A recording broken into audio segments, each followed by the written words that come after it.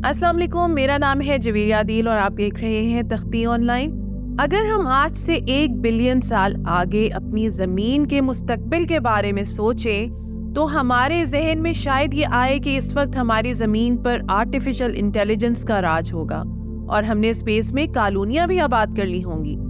मुमकिन है तब ज़मीन से गुर्बत का खात्मा हो चुका हो और एक ऐसा मुआशरा कायम हो चुका हो जहाँ सही मानों में सब लोग बराबर हों।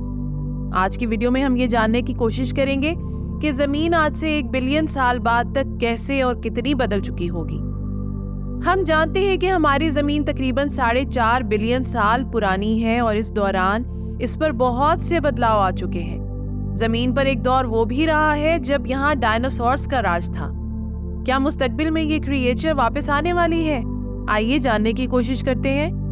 अगर हम आज से सिर्फ 100 साल मुस्तकबिल में झांकें तो बहुत सी चीजें बदल चुकी होंगी, जिनमें सबसे ज्यादा मुतासिर कुन चीज जमीन का दर्जा हरारत है, क्योंकि हम जानते हैं कि पिछले कुछ सालों से हम ग्लोबल वार्मिंग का शिकार हैं और जमीन का दर्जा हरारत मुसलसल बढ़ रहा है।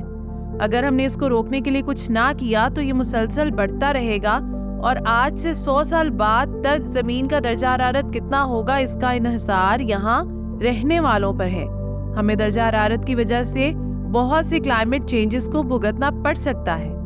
बढ़ते हुए दर्जा हरारत का सबसे ज्यादा असर समंदरों पर होगा। हम जानते हैं कि पहले ही ग्लेशियर्स के पिघलने से समंदरों में पानी की मिकदार बढ़ती जा रही है। अगर ऐसा ही रहा तो आज से 100 साल बाद तक ये मिकदार हैरान कुन हद तक बढ़ चुकी होगी, जिसके नतीजे में दुनिया के बड़े बड़े शहर पानी के नीचे होंगे, जैसा कि बैंकॉक, मियामी और वीनस वगैरह, जिसके नतीजे में हमें जमीन का नक्शा तक बदलना पड़ेगा। इन बढ़ते हुए समंदरी लेवल्स की वजह से लाखों की तादाद में लोगों को अपने शहरों से हिजरत करना पड़ेगी। जमीन को बहुत बड़े बड़े सियासी बहरानों का सामना करना पड़ सकता है। जमीन पर इस वक्त पाए जाने वाले जानवरों में से बहुत सौ को या तो अपने घर छोड़ना होंगे या ये एक्सटिंक्शन का शिकार हो चुके होंगे। सिर्फ वो ही मैमल्स और इंसेक्ट्स जो बहुत ज्यादा दर्जा हरारत में जिंदा रहने की सलाहियत रखते होंगे सरवाइव कर पाएंगे।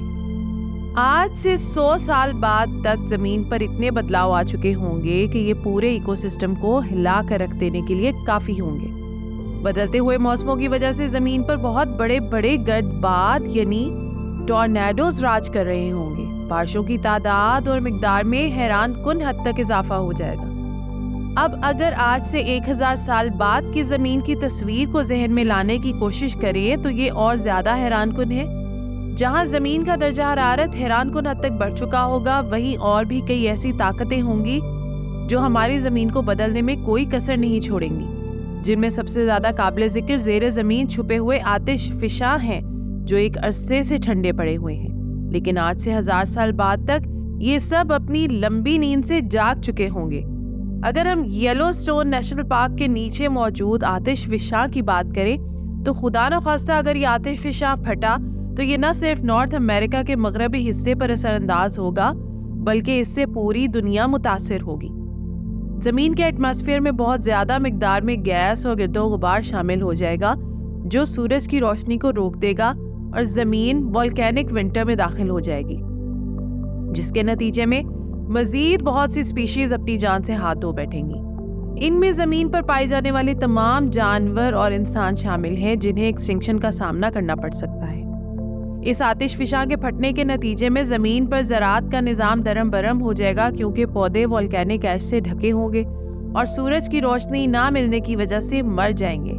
लेकिन खतरे की बात सिर्फ ये नहीं है, बल्कि असल खतरे की बात वोल्केनिक वाटर है जो पूरे सैयारे का दर्जा हरारत कम कर देगा।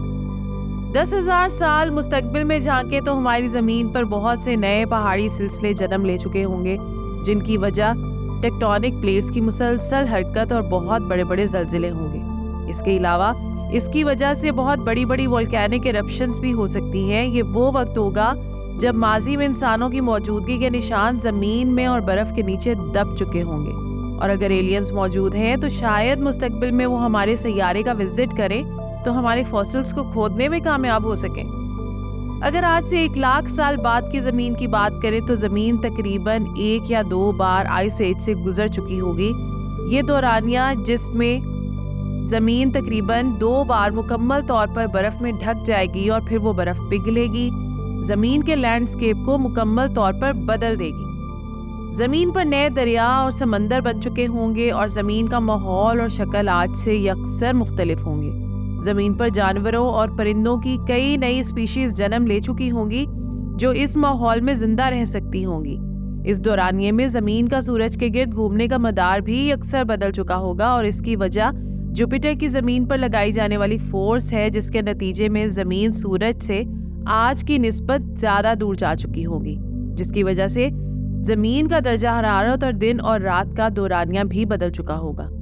اگر 1 ملین سال مستقبل میں جھانک کر زمین کی تصویر کا اندازہ لگائیں تو ہماری زمین، جسے ہم بلو پلینٹ کا نام دیتے ہیں، یہ تقریباً ناقابل پہچان حد تک بدل چکی ہوگی، اور جو آج کل کے نقشے پر براعظموں کی جگہ ہے یہ بھی اکثر بدل چکی ہوگی۔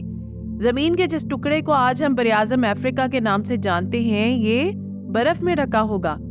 ان نئے ابھرنے والے براعظموں میں نئے ایکو سسٹمز وجود میں آئیں گے، جن کے نتیجے میں نئی طرح کی زندگی جنم لے گی۔